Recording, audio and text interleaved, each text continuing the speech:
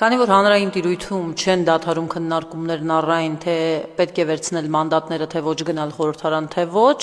ուզում եմ մի քանի թեզերի անդրադառնալ, որոնք այս օրերին քննարկվում են։ Միանգամից ասեմ, որ ընդդիմությունը լավ լուծում չունի, ընդդիմությունը իսկապես բարդ վիճակում է գտնվում եւ ցանկացած որոշման դեպքում էլ միևնույն է վճարելու է բավականին բարձր քաղաքական գին։ Բայց շատ կարեւոր է, որ որոշումները, որոնք կայացվում են, լինեն ոչ թե արտաքին ազդակներով պայմանավորված, այլ լինեն քաղաքական որոշումներ, որոնք կկոմունիկացվեն շատ ազնիվ ու հասուն կերպով սեփական ընտրողների հետ։ Հիմա ինչ թեզեր են նետվել քարոզչական դաշտ, մասնավորապես իրավաբանները ասում են որոշ իրավաբաններ, որ եթե մանդատները չվերցրեք, Նիկոլ Փաշինյանը օրենսդրական փոփոխություններ կնախաձեռնի կամ կդիմի սահմանադրական դատարան եւ դրա արդյունքում կտա ավելի փոքր ուժերի մանդատները։ Ես այդ սցենարը մեղմ ասած իրատեսական չեմ համարում, հատկապես այն բանից հետո, երբ նաեւ իշխանական դաշտից այդ քարոզչական թեզը նետվեց դաշտ, երեք ազգային ժողովի նախագահ Ալեն Սիմոնյանի կողմից, որն ասաց դուք չեք գա, ուրիշները կգան եւ այլն, սա իրականում կարծես թե քարոզչական փրկուղակ է ընդդիմության, որ վերցրեք սրանով հիմնավորեք եւ եկեք, բայց ես սա իրատեսական չեմ համարում, բացառում եմ անգամ կարող եմ ասել, որովհետեւ Նիկոլ Փաշինյանը երբևէ կարմիր գիծ չի խախտի ինքն իր նկատմամբ ու իր քարոզչական թեզերի նկատմամբ, իսկ սա ամենակարևոր թեզն է, որ կա ընտրությունների արդարության ու լեգիտիմության թեզը, որովհետեւ այս սցենարի դեպքում կնշանակի օրենքով կամ սահմանադրական դատարանի որոշմամբ կեղծել կամ նկարել ընտրությունների պատկերը,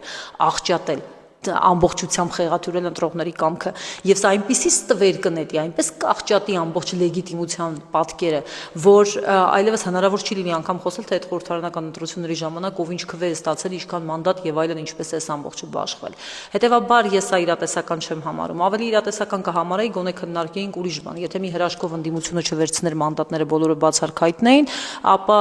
դրսում գտնվող ընդդիմությանը ամեն կերպ կճնշեր եւ կդեմորալիզացներ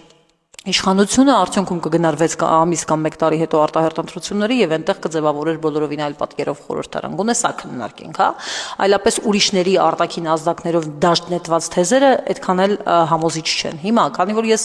ենթադրում եմ, որ ավելի հակված են վերցնելու մանդատները, այստեղ մի կարևոր բան եմ ուզում քննարկել։ Նայեք, երբ որ ընտրությունների համատարած ընտրակեղծիքների մասին խոսվում է, երբ որ օրինակ ուժեղ Հայաստան դաշինքի դե յուրե անդամ ապրելու երկիր կուսակցությունը ասում է, որ կառավարության ձևավորումը չեն համարում լեգիտիմ եւ այլն, այսպիսի խոսույթ եթե գեներացվում է, ես չեմ ասում դա այդպես է թե ոչ, երբ որ այսպիսի խոսույթ է գեներացվում, ապա քննարկել առհասարակ մանդատ վերցնելու հարցը այդպիսի համատարած ընտրակեղծիքների դեպքում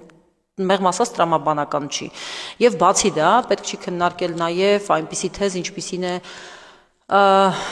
գիտեք, պակասում են ինչ-որ ձայներ 3-5-րդ եւ այլն, որտեղ մենք տեսել ենք, որ